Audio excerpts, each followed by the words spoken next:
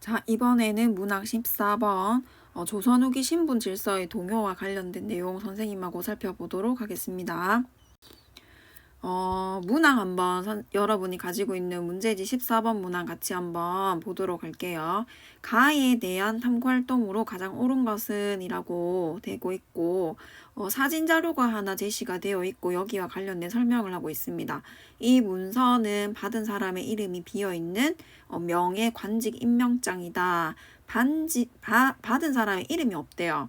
근데 임명장인데 이름이 없다라는 거죠. 그러니까 요거는 공명첩과 관련된 설명이 되겠죠. 그래서 공명첩이라고 부릅니다. 국가의 재정이나 군량이 부족할 때 혹은 흉년으로 어려움에 처한 백성을 돕기 위한 목적으로 발급되었습니다. 라고 설명을 상세하게 해주고 있습니다.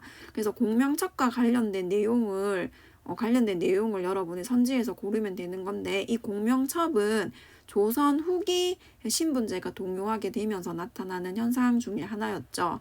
그래서 조선 후기와 관련된 5번 조선 후기 양반의 수가 증가한 배경을 알아본다가 정답이 되겠습니다. 인술 농민 봉기의 결과를 찾아본다라는 거는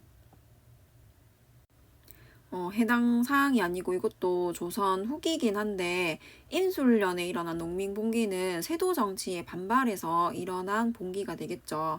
그래서 요거는 삼정이정청 설치가 답이 되겠고 2번 신진 사대부가 성장한 계기를 파악한다. 신진 사대부는 여러분 고려시대에 무신집권기 때부터 능문능리에 능한 사람이 등장하게 되고 공민왕 때부터 본격적으로 등장한다라고 했습니다. 그래서 이거 잘 기억하면 되겠습니다. 고구려가 실시한 빈민구율책은 여러분 뭐 있어요?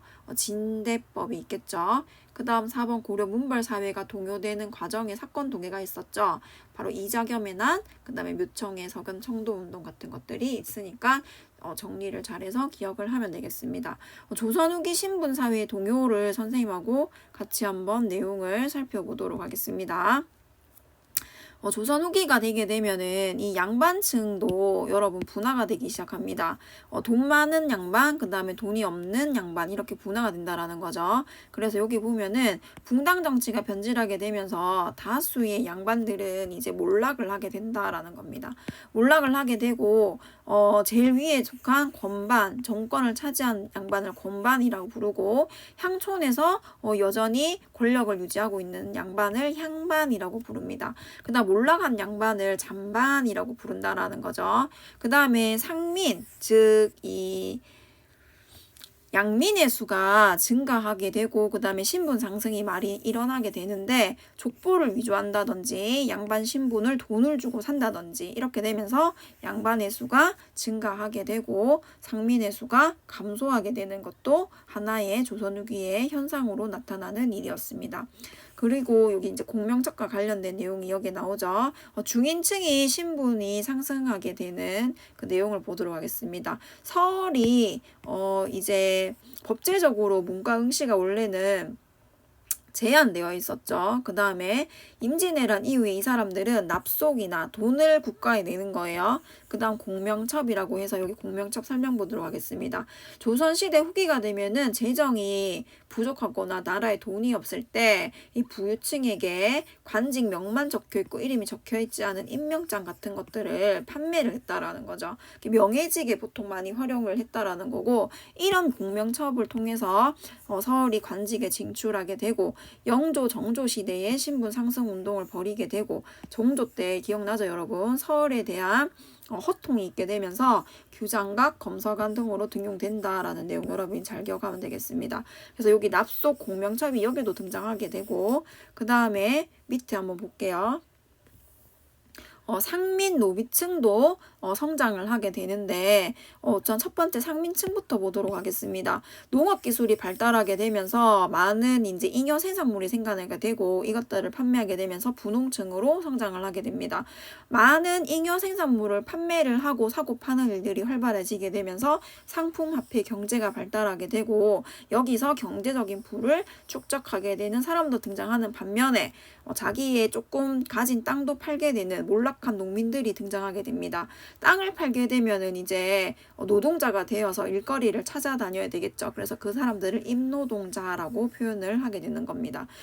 그 다음에 또 신분 상승을 하는 방법이 역시 서울에 있었던 것처럼 공명첩을 산다든지 다른 집안의 족보를 구매해서 한다든지 족보를 위조하는 식으로 해서 양반 신분을 불법적으로 취득을 하게 되면서 양반층이 증가를 하게 됩니다.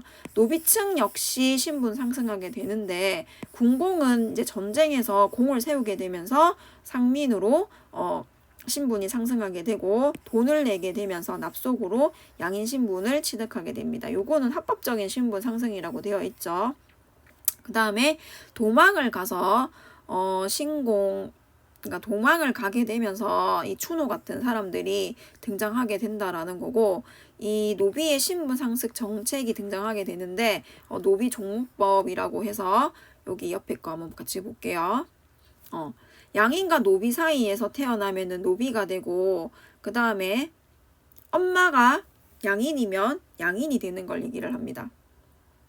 엄마의 신분을 따라가는 종모, 엄마를 따라간다. 노비의 소생은 엄마를 따라가게 한다라는 겁니다. 그래서 요거는 다음에 선생님이 한번 좀 더 자세하게 설명을 할 건데, 이렇게 되면서 양인이랑 이제 결혼을 하게 되면은 밑에 태어나는 자식들이 양인이 될 수 있었다라는 겁니다. 이렇게 해서 돈이 많은 노비들은 양인 여자와 결혼을 하게 되면서 자기 자식들을 양인으로 만들어 준다라는 거죠. 그 다음에 순조 때가 되게 되면은 공노비, 국가에 속해 있는 관에 속하되어 있던 공노비들을 해방시키게 되면서 노비층도 조선 후기가 되면은 신분이 상승하게 됩니다. 공명첩을 하게 되면서 조선 후기에 이런 변화들 속에서 공명첩이라는 게 있었구나, 국가에서 재정이 부족할 때 팔았구나 하는 내용을 같이 한번 기억을 하면 되겠습니다. 이번 문항 설명은 이것으로 마치도록 하겠습니다.